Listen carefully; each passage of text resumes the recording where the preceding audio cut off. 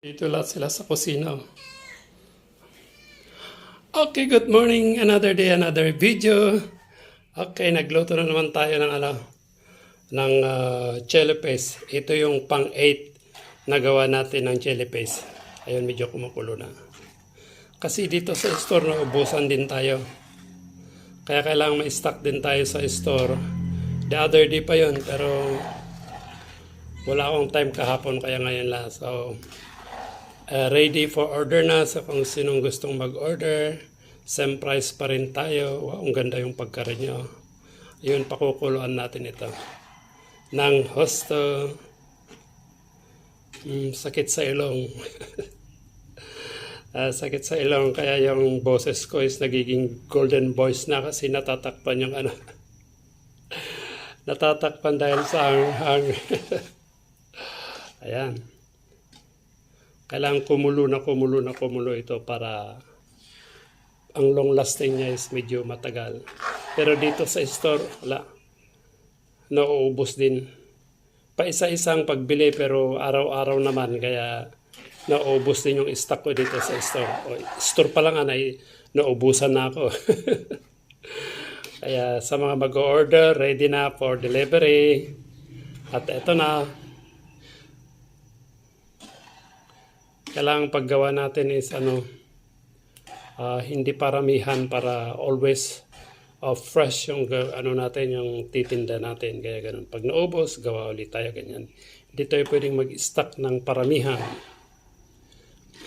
Kaya hinahilay lang ang paggawa. Ang sarap yung pagka-red nyo. Red na red. Ayan na. Pag kumulo na to na kumulo, ayan na. Pag lalabas yung latik na niya, ayun. Makikita mo lutong-luto na. Yung parang niyog ba na lalabas? May lalabas dito mo may na latik na, ayun. Mag-i-stop na akong mag-ano. Pero ang paghalo ka lang, continuous lang para hindi siya masunog sa baba. Kaya gano'n, no? Yung. Tapos mamayang hapon, pag medyo malamig, magpapak na tayo.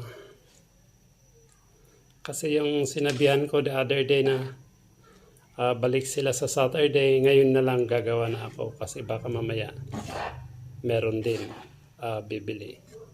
Diba? Karamihan mga customers ko rin ang mabibili dito kasi natikman nila ang gawa ni Uncle Art. Wow, sarap pala, o diba? Sana all. Ayan na. Ayan na. Lumilit ang boses ko sa dahilan super hanga. Tinitiis ko lang yung hanghang. Kasi naamoy ko yung usok niya eh. Ang sakit sa mata at sa ilong. O diba? Kaya nababago yung boses ko. Gumaganda ang boses ko pag nagluluto ako ng chili paste. Sa ide lang kontrolado yung pag-ano ko. Pagbigkas ko kasi. Yun nga. Hindi naman ako pwedeng lumayo kasi yung paghalo ko na ganito. Di ba? Yung. Hindi kasi ako nakamas ngayon eh. Ayan na. Unti-unti nang kumukulo kasi lumalabas na yung kanyang manteka. Ayan na. Ang sarap. Sauce pa lang. Maanghang na. Alam mo yung yung oil nito, napakahanghang. Kasi doon lahat naipon yung maanghang niya. Kaya ito ginawa ko ito na sweet hot and spicy. Alaking. Di ba may alaking na? Bakit may alaking na? Siyempre dinagdag ko sa pangalan kong King Art. Kaya alaking, di ba? So may tatak na ako ng chili paste na ganito. Chili paste alaking. Yung Uncle Art. Pa? Kailangan dire-diretso lang paghalo para hindi masunugan sa baba. Ang daming hindi nag-grind. Tatanggalin natin ito mamaya. Yung umaapaw na. Yan na. Ayan na.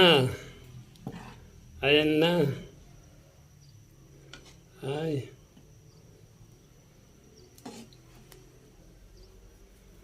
Okay, thank you for watching and bye-bye. Halo-halo ko na lang ito hanggat sa magkulo-kulo-kulo. Again and again, ready na uli ang chili paste ni Uncle Art sa mga mag-order. Ready na po. Thank you sa mga customers ko na solid customers ko na bumibili ng ganito. Ay shout out kay Ma'am Imelda. Wow, di ba? Ma'am Kelly. At meron pa yung isa diyan sa market. Kalimutan ko ang pangalan. Nakakahiya tuloy. Ma'am Madeline. Di ba? Ma'am Eileen. Ang dami-dami kong mga customers na bumibili ng ganito.